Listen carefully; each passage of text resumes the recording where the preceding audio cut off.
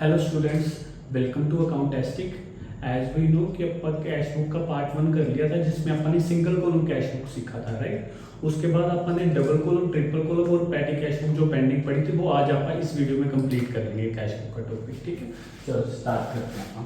सबसे पहले बेटा double column cash book. Double column cash book में दो अकाउंट्स होते हैं, या तो कैश और बैंक आएगा, या पहले पुराना चलता होता था दैट इज डिस्काउंट और कैश का। इन दोनों में से एक आएगा, ठीक है। डोंट वरी, अपन ने नहीं घबराना, अपने को पता होगा कि कैश और बैंक लगाना है, डिस्काउंट और कैश लगाना है। ये ऑलरेडी आपकी क्वेश्चन स्टेटमेंट बताएगा, ठीक है।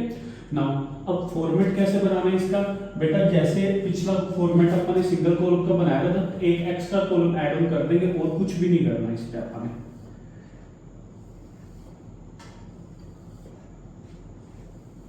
दैट्स इट, ठीक है।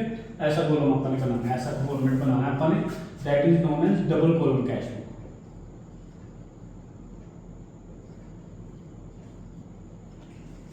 नाउ फॉर्मेट क्या कहता है, डेट, पर्टिकुलर। अब अमाउंट नहीं लिखेंगे अपन, यहाँ पे लेजर फॉली हो गया, यहाँ पे आप प्रॉपर लिखेंगे एक कैश का कॉलम और एक बैंक का कॉलम, ठीक है।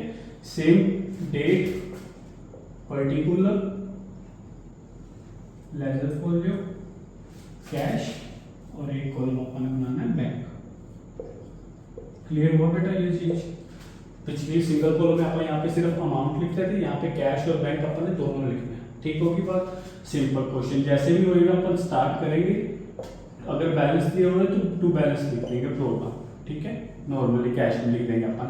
अगर बैंक का बैलेंस दिया हुआ है तो लिख देंगे, अगर नहीं दिया हुआ ओवरड्राफ्ट बैलेंस है बैंक का तो फिर बैंक ओवरड्राफ्ट कर देंगे बेटा। As we know this is our debit side and this is credit side, and आपने अकाउंटिंग क्वेश्चन में पढ़ा होगा कि ओवरड्राफ्ट जो ऑलवेज नेगेटिव साइड होता है, यानी कि माइनस में होता है अपना बैंक का बैलेंस। कैश तो नेगेटिव साइड हो ही नहीं सकता, दैट इज प्रैक्टिकली पॉसिबल ही नहीं है वो चीज, ठीक होगी बात। उसके बाद जैसे जैसे एंट्री आएगी, for example purchase goods in cash, purchase goods in cash करेगा तो फिर अपन बाय परचेज कर देंगे, अपन कैश में से पैसे निकाल देंगे, ठीक है बेटा। याद रखना है सिंपल सी बात, कैश बुक के टाइम याद रखना है, पैसा आएगा चाहे कैश में है चाहे बैंक में है, इस साइड प्लस होएगा, ये वाली साइड कौन सी होएगी, प्लस वाली, और ये वाली साइड कौन सी होएगी, माइनस वाली। बस प्रैक्टिकली आप ये वाला चीज सोच लियो भाई, हाँ अगर पैसे बढ़ रहे हैं तो इस साइड लिखना है, पैसे कम हो रहे हैं इस साइड लिखना है, अगर बैंक बढ़ रहा है इस साइड लिखना है, बैंक कम हो रहा है तो इस साइड लिखना है। सिंपल सी ये चीज बात याद रखनी है अपने, ठीक है। अब अगर सेल करी बाय बैंक, चेक आ गया अपने पास, एंट्री क्या बनेगी अपने पास, bank account debit to sales account. अगर सेल्स में एंट्री बन रही है तो फिर बैंक में पैसे आ जाएंगे, बैंक बढ़ेगा तो इस साइड लिखेंगे, सिंपल सी बात है, ठीक है। उसके अलावा कोई कमीशन रिसीव्ड हुआ कैश, कमीशन रिसीव्ड में डाल देंगे। अगर आपने सैलरी पे करी, salary account debit to cash account करते हैं अपन, सैलरी अकाउंट डेबिट टू। अगर rent account by bank cheque दिया अपन, फिर रेंट अकाउंट डेबिट हो जाएगा, अपन बैंक में पैसे माइनस कर देंगे। क्लियर हुआ बेटा ये चीज। बस दो अकाउंट आप इकट्ठे चलाने हैं, जरूरी नहीं है कि लेजर सारा अपना माइंड में क्लियर होना चाहिए, तभी अपन सीधा सीधा एंट्री ट्रांसफर कर सकते हैं। आई होप आपको ये चीज सारी समझ आ गई होगी, ठीक है। अब इसके अलावा ना बेटा एक पॉइंट का अपन ध्यान रखना है, that is known as contra entry. Sir अपन ने जर्नल एंट्री वर्ड सुना था, लेकिन ये कॉन्ट्रा एंट्री नहीं सुना हुआ बेटा। Contra entry that entry which attracts cash as well as bank, जिसके डेबिट साइड कैश हो या बैंक हो और सेम क्रेडिट साइड कैश हो या बैंक हो, उसको अपन ने कौन सी एंट्री बोलते हैं, कॉन्ट्रा एंट्री। बेटा जनरली टू एंट्रीज होती हैं, one is cash deposited into bank. Entry क्या करेंगे बेटा अपन, bank account debit to cash account, right. और एक एंट्री अपन ने कौन सी देखनी है, contra entry, that is cash withdrawn from bank.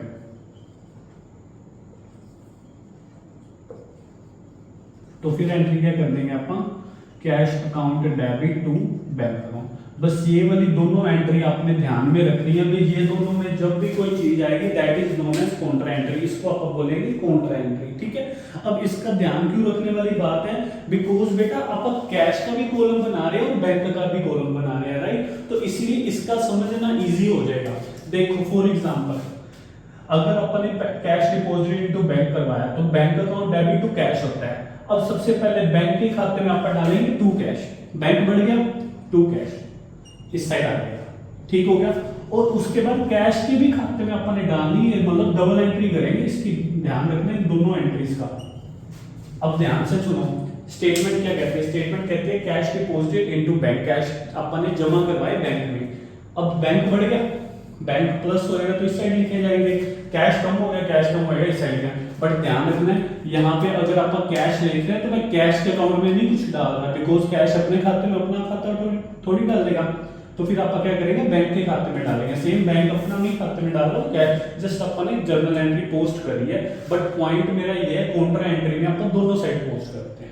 Clear होगी बात। सेम आगे देखो, कैश विड्रॉ फ्रॉम बैंक, पैसे निकलवाए बैंक से, कैश के खाते में क्या आ जाएगा टू बैंक, कैश के खाते में क्या आ जाएगा टू बैंक, कैश बढ़ गया अपने पास, बढ़ गया। फिर बैंक के खाते में भी एंट्री अपन ने कर दी, बैंक के खाते में क्या आ जाएगा बाय कैश।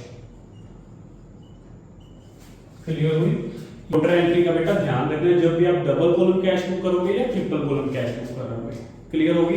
बाकी कुछ नहीं करना, सेम टोटल लगा लेंगे आप, अगर ये साइड बढ़ी है इस साइड का टोटल लगा देंगे, तो ये वाली साइड मंथ एंड पे आप लिख देंगे बैलेंस कैरी डाउन, साथ में लिख देंगे आप बैलेंसिंग फिगर, ठीक है। कैश का टोटल में से माइनस करते हैं। अगर बैंक की ये वाली साइड बढ़ी है तो इधर लिख देंगे आप, और इस साइड माइनस में आ जाएगा। अगर यही साइड बड़ी होती तो फिर इधर लिख देते बैलेंस कैरी डाउन इसके साथ ही, लेकिन अगर ओवरड्राफ्ट बैलेंस आएगा तो फिर इधर लिखना पड़ेगा अपने को बैलेंस। यहाँ पे कुछ भी नहीं आएगा, बिकॉज कैश का बैलेंस कभी भी नेगेटिव नहीं हो सकता, वो ऑलवेज पॉजिटिव रहेगा, ठीक है। लेकिन बैंक का बैलेंस ओवरड्राफ्ट हो सकता है, इसलिए आपने बैंक को बैलेंस ओवरड्राफ्ट मान के किया मैंने क्वेश्चन। आई होप आपको ये कंसेप्ट सारा समझ आया है। डबल कॉलम में दो कॉलम बनाने आपने, लेकिन ध्यान आपने काउंटर एंट्री पे देना। बाकी जो जो एंट्री में कैश आएगा वो कैश में के अकाउंट में डाल देंगे, जो जो एंट्री में बैंक आएगा वो बैंक के अकाउंट में डाल देंगे, राइट। लेकिन याद रखने वाली बात सिंपल आपने सोचना बेटा, कैश प्लस होएगी, कैश और बैंक इस साइड लिखना, माइनस होएगी तो इस साइड लिखना है। इज दैट क्लियर, ठीक है। देन ट्रिपल कॉलम में क्या करते हैं आप, अगर डबल की जगह यहाँ पे आ जाए ट्रिपल कॉलम,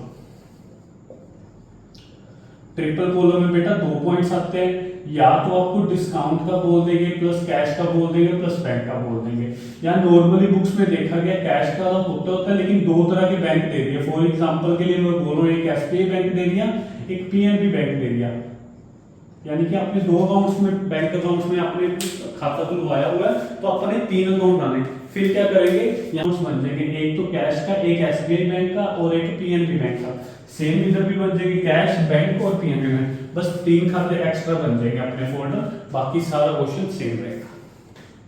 क्लियर होगी बात, ठीक है। ट्रिपल कॉलम के आई थिंक सिर्फ 1 या 2 क्वेश्चन होंगे, जल्दी डबल कॉलम तो इंपॉर्टेंट है बिकॉज जल्दी पेपर में यही आती है। क्लियर होगी बात। आई होप आपको ये सब कुछ समझ आ गया, ठीक है।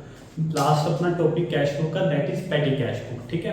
अब जनरली ना एक क्वेश्चन आता है तो उसमें ना एक पैटी कैश का नॉर्मली एंट्री आती है, पैटी कैश में अपन ने ट्रांसफर करे मनी, तो नॉर्मली अपन जनरल एंट्री करते होते थे वहां पे petty cash account debit to cash account, cash के खाते में अपन टू पैटी कैश डाल देते थे, ठीक है।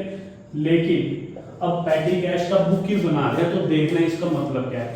देखो ध्यान से देखो, a petty cash book is a financial record that business uses to track small everyday cash expenses like postage, stationery, conveyance and refreshment। बेटा पैटी कैश बुक होती है छोटे मोटे खर्चों के लिए बुक, ठीक है। अगर आप कोई भी छोटे मोटे खर्चे करते हैं तो उसके लिए एक बुक सेपरेट बनाई जाती है, that is known as petty cash book.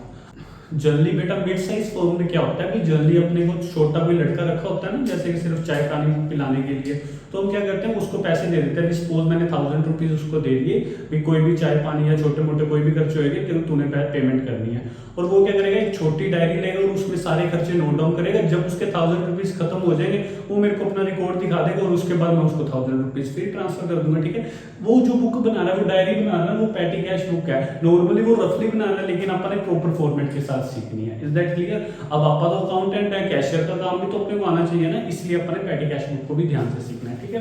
अब पैटी कैश बुक के लिए पहले तो मीनिंग आपको क्लियर हुआ, ठीक है। अब इसके पहले तो अपन देखते हैं कि क्या टाइप्स होते हैं। बेटा टाइप्स होते हैं 2 तरह के, जनरली पैटी, एक तो इंटरेस्ट सिस्टम होता है, एक नॉन इम्प्रेस सिस्टम होता है।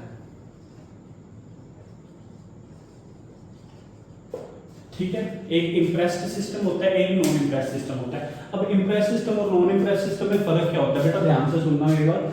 इम्प्रेस सिस्टम पता क्या होता है बेटा, इम्प्रेस सिस्टम में एक फिक्स अमाउंट आपको मिलती है।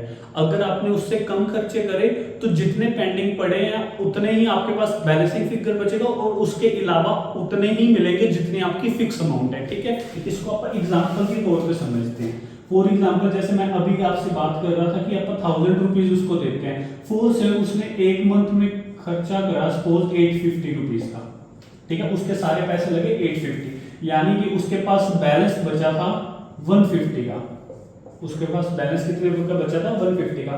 अब इम्प्रेस सिस्टम में क्या होता है, भी नेक्स्ट मंथ जब स्टार्ट होएगा तो मैं उसको सिर्फ 850 दूंगा ताकि ये 1000 का 1000 एज इट पड़ा रहे। इम्प्रेस का मतलब होता है फिक्स्ड अमाउंट, यानी कि मैं उसको नेक्स्ट सपोज ये अप्रैल मंथ था, मैं उसको मई के मंथ में 850 दे दूंगा ताकि ये सिर्फ 1000, क्योंकि 150 तो उसके पास ऑलरेडी पड़ा था, मैंने फिक्स अमाउंट रखनी है 1000, that is known as imprest system. अब नॉन इम्प्रेस्ड में क्या देखना है, फॉर एग्जांपल सेम एग्जांपल के तौर पे समझता हूं, ये 1000 रुपीज है, उसने अप्रैल के मंथ में खर्चा करा 850। अब जब मई का मंथ स्टार्ट होएगा ना, सपोज उसके पास 150 बैलेंस पड़ा है ना, तो जब मई का मंथ स्टार्ट होगा मैं फिर उसको 1000 दे दूंगा, यानी कि उसके पास टोटल हो जाएगा 1150। ठीक है, पॉइंट क्या समझ में आया, पॉइंट ये समझ आया कि इसमें फिक्स अमाउंट रहती है लेकिन इसमें फिक्स नहीं होती, यहाँ पे वो उसमें ही पैसे मिलते जाते हैं हर मंथ, वो बैलेंस ऐड ऑन होता जाता है non impress system. Is that clear? ठीक है, अब वो स्टेटमेंट बताएगी कि आपका इम्प्रेस सिस्टम चल रहा है या नॉन इम्प्रेस सिस्टम चल रहा है। ठीक है, आई होप आपको इतनी बात क्लियर होगी। ठीक है, अब मैं आपको इसका फॉर्मेट करा देता हूँ कि पैटी कैश बुक आप बनाते कैसे हैं, लेकिन उसके भी टू वेज है, एक एनालिटिक वे होता है, एक नॉन एनालिटिक वे होता है। ठीक है, एनालिटिक वे होता है जो जिसको कॉलम वे भी बोला जाता है। ठीक है, लेकिन नॉन एनालिटिक होता है जो simple cash book, simple patty cash book होती है। ठीक है, तो आप उसका फॉर्मेट बना सकते हैं।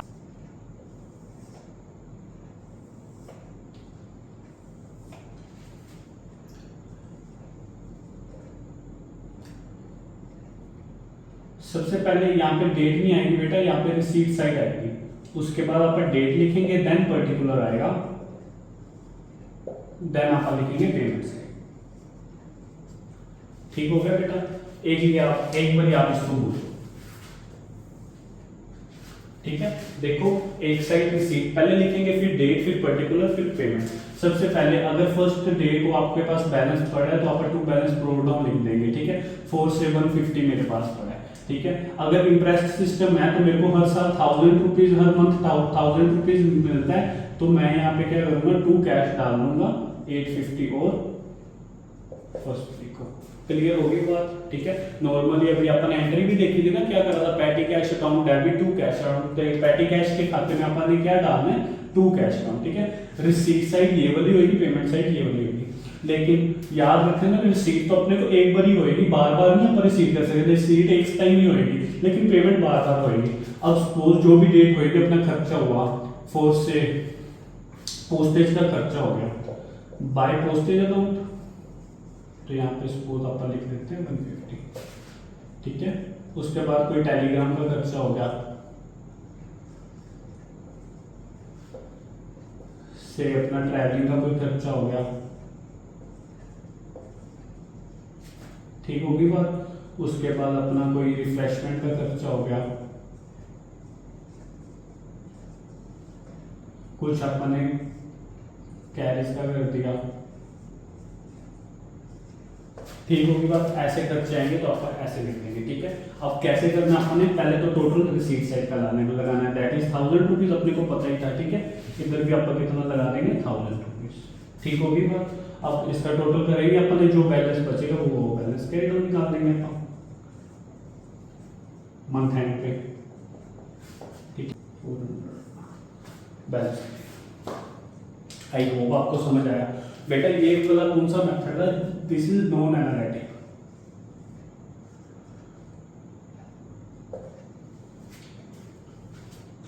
क्लियर होगी बात बेटा? दिस इज नॉन एनालिटिक, इसको ऐसे बनाते हैं। ठीक है, अब आप सीखते हैं भी एनालिटिक कैश बुक कैसे बनाते हैं। ठीक है, analytic cash book. Same example ले रहा हूँ, बस थोड़े से स्टेप एक्स्ट्रा ऐड हो जाएंगे, जो मैंने पहले लाइन बनाई थी ना उसके स्टेप एक्स्ट्रा ऐड हो जाएंगे।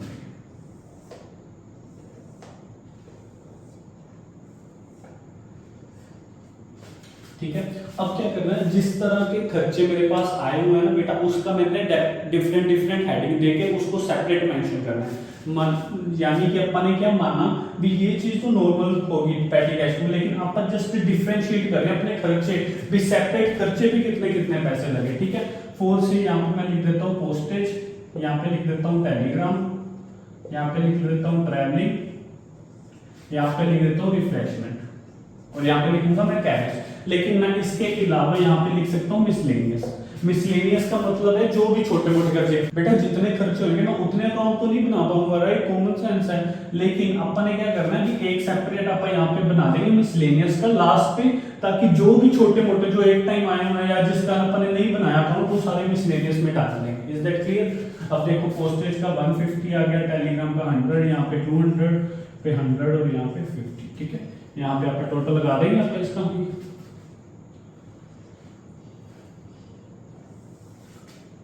50, 100, 200, 100 एंड 150। ठीक है, दैट टोटल इज 400, तो अपने को पता ही था 600 हो गया, दैट इज यहाँ पे आप लगा देंगे टोटल। Is that clear?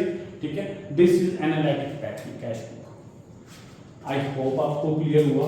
बेटा कैश बुक में 4 टॉपिक आते हैं। Number first single column cash book जो अपन ने पिछली वीडियो में देखी थी, डबल कॉलम कैश बुक आते हैं कि ट्रिपल कॉलम सिर्फ एक एक्स्ट्रा अकाउंट बनाना होता है, और that is patty cash book. Patty cash book में 2 सिस्टम होते हैं, या तो इम्प्रेस सिस्टम होएगा या नॉन इम्प्रेस सिस्टम होएगा, वो स्टेटमेंट बेटा आपको बताएगी। इसके अलावा एनालिटिक वे होता है कॉलम बना के करने वाला वे, और नॉन एनालिटिक वे कौन सा होता है जिसपे अपन ने सिंपल पैटी कैश बुक बनाते हैं।